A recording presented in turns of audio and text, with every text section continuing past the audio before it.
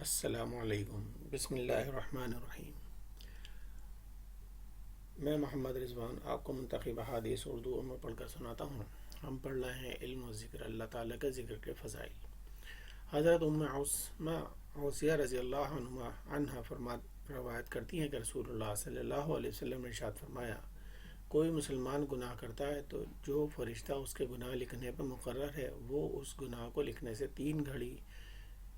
یعنی کچھ دیر کے لیے ٹھہر جاتا ہے۔ اگر اس نے ان 3 گھڑیوں کے دوران کسی وقت بھی اللہ تعالیٰ سے اپنے گناہ کی معافی مانگ لی تو فرشتہ آخرت میں اس گناہ پر مطلع نہیں کرے گا اور نہ قیامت کے دن اس گناہ پر عذاب دیا جائے گا۔ حضرت ابو امامہ رضی اللہ عنہ سے روایت ہے کہ رسول اللہ صلی اللہ علیہ وسلم نے ارشاد فرمایا، یقیناً بائیں طرف کا فرشتہ گناہگار مسلمان کے لیے 6 گھڑیاں کچھ دیر قلم کو گناہ کے لکھنے سے اٹھائے رکھتا ہے، یعنی نہیں لکھتا۔ پھر اگر یہ گناہ گار بندہ نادم ہو جاتا ہے تو اللہ تعالیٰ سے گناہ کی معافی مانگ لیتا ہے تو فرشتہ اس گناہ کو نہیں لکھتا، ورنہ ایک گناہ لکھ دیا جاتا ہے۔ حضرت ابو ہریرہ رضی اللہ عنہ سے روایت ہے کہ رسول اللہ صلی اللہ علیہ وسلم نے ارشاد فرمایا، بندہ جب کوئی گناہ کرتا ہے اس کے دل میں ایک سیاہ نقطہ لگ جاتا ہے، پھر اگر اس نے اس گناہ کو چھوڑ دیا اور اللہ تعالیٰ سے معافی مانگ لی اور توبہ کر لی، وہ سیاہ نقطہ ختم ہو کر دل صاف ہو جاتا ہے، اور اگر اس نے گناہ کے بعد توبہ استغفار کرنے کے بجائے مزید گناہ کیے تو دل کی سیاہی اور بڑھ جاتی ہے، یہاں تک کہ دل پر چھا جاتی ہے۔ آپ صلی اللہ علیہ وسلم نے ارشاد فرمایا، یہی وہ زنگ ہے جسے اللہ تعالیٰ نے کلا بل ران علی قلوبہم ما کانوا یکسبون میں ذکر فرمایا ہے۔ حضرت ابو بکر صدیق رضی اللہ عنہ سے روایت ہے کہ رسول اللہ صلی اللہ علیہ وسلم نے ارشاد فرمایا،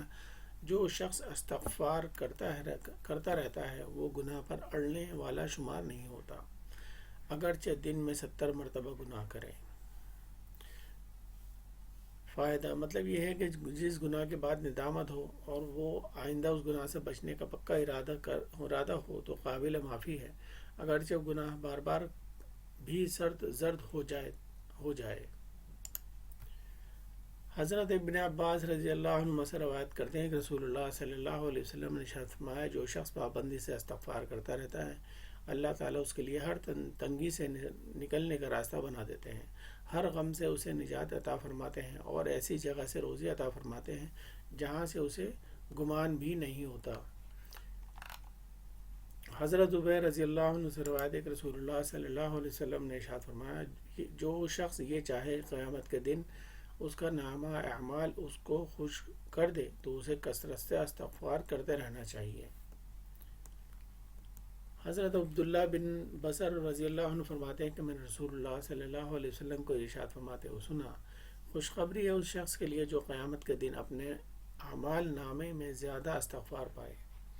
ہمارے چینل کو سبسکرائب کریں، لائک کریں، شیئر کریں اور کمنٹ کر کے یہ بھی بتائیں آپ کو ہمارے ویڈیو کیسے لگتے ہیں۔ حضرت ابو ذر رضی اللہ عنہ فرماتے ہیں کہ رسول اللہ صلی اللہ علیہ وسلم نے ارشاد فرمایا، اللہ تعالیٰ فرماتے ہیں، میرے بندو تم میں سے ہر شخص گنہگار ہے سوائے اس کے جسے میں بچا لوں، لہٰذا مجھ سے مغفرت مانگو، میں تمہاری مغفرت کر دوں گا۔ اور جو شخص یہ جانتے ہوئے کہ میں معاف کرنے پر قادر ہوں مجھ سے معافی مانگتا ہے میں اس کو معاف کر دیتا ہوں۔ اور تم سب گمراہ ہو سوائے اس کے جسے میں ہدایت دوں، لہٰذا مجھ سے ہدایت مانگو، میں تمہیں ہدایت دوں گا۔ اور تم سب فقیر ہو سوائے اس کے جسے میں غنی کر دوں، لہٰذا مجھ سے مانگو، میں تم کو روزی دوں گا۔ اگر تمہارے زندہ مردہ اگلے پچھلے نبات اور جمادات بھی انسان بن کر جمع ہو جائے، پھر یہ سارے شخص کی طرح ہو جائیں جو سب سے زیادہ اللہ تعالیٰ سے ڈرنے والا ہو، تو یہ بات میری بادشاہی میں مچھر کے پر کے برابر بھی زیادتی نہیں کر سکتی۔ اور اگر یہ سب اکٹھے ہو کر بھی کسی ایسے شخص کی طرح ہو جائیں جو سب سے زیادہ گنہگار ہو تو یہ چیز بھی میری بادشاہی میں مچھر کے پر کے برابر کمی نہیں کر سکتی۔ اگر تمہارے زندہ مردہ اگلے پچھلے نبات اور جمادات بھی انسان بن کر جمع ہو جائے تو ان میں سے ہر ایک مانگنے والا اپنی خواہشات کو آخری حد تک مانگ لے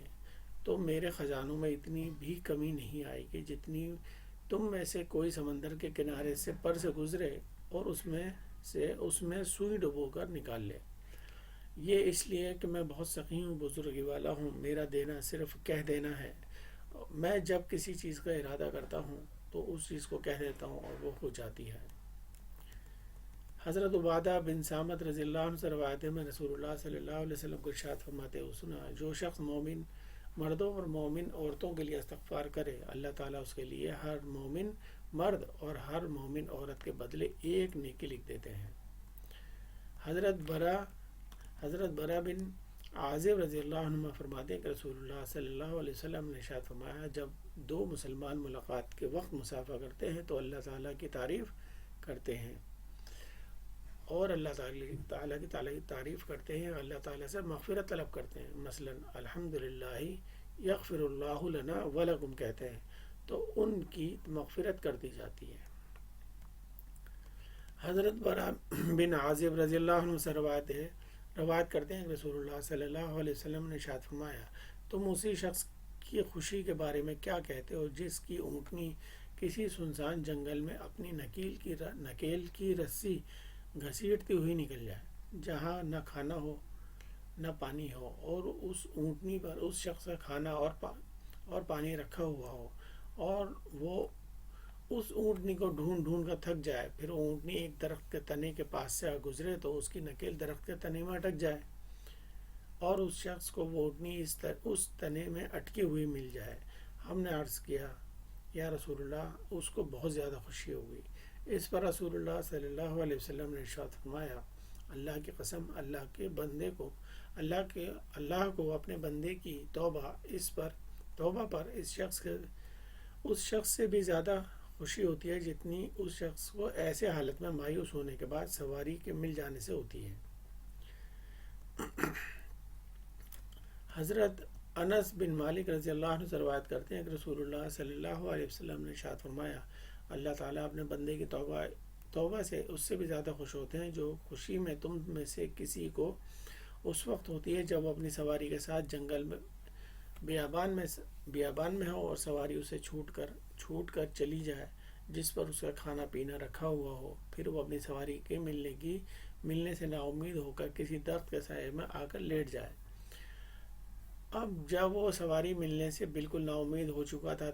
کہ اچانک وہ سواری کھڑی نظر آئے تو فوراً اس کی نکیل پکڑ لے، خوشی کے قلبے میں غلطی سے یوں کہہ جائے، یا اللہ آپ میرے بندے ہو، میں آپ کا رب ہوں، استغفر اللہ. وہ مطلب غلطی سے اس کی وہ کہہ جائے، اس کی نکیل بھی پکڑ لی اور خوشی میں کہہ دیا اس نے غلطی سے، یا اللہ ایسا ہوتا نہیں ہے. اللہ تعالیٰ ہمیں معاف فرما دے. حضرت عبداللہ رضی اللہ عنہ فرماتے ہیں کہ میں رسول اللہ صلی اللہ علیہ وسلم کو ارشاد فرماتے ہوئے سنا، اللہ تعالیٰ اپنے مومن بندے کی توبہ اس شخص سے زیادہ خوشی ہوتی ہے جو کسی ہلاکت والے جنگل میں سواری پر جائے جس پر اس کا کھانا پینا رکھا اور سواری سے اتر کر سو جائے، اور جب آنکھ کھلے تو یہ دیکھے سواری کہیں جا چکی ہے تو اس کو ڈھونڈتا رہے یہاں تک کہ جب اسے سخت پیاس لگے تو کہے کہ میں واپس اسی جگہ جاتا ہوں جہاں میں پہلے تھا، اور میں وہاں سو جاؤں گا یہاں تک کہ مر جاؤں گا. چنانچہ وہ بازو پر سر رکھ کر لیٹ جاتا ہے تاکہ مر جائے، پھر وہ بیدار ہوتا ہے تو اس کی سواری اس کے بعد موجود ہوتی ہے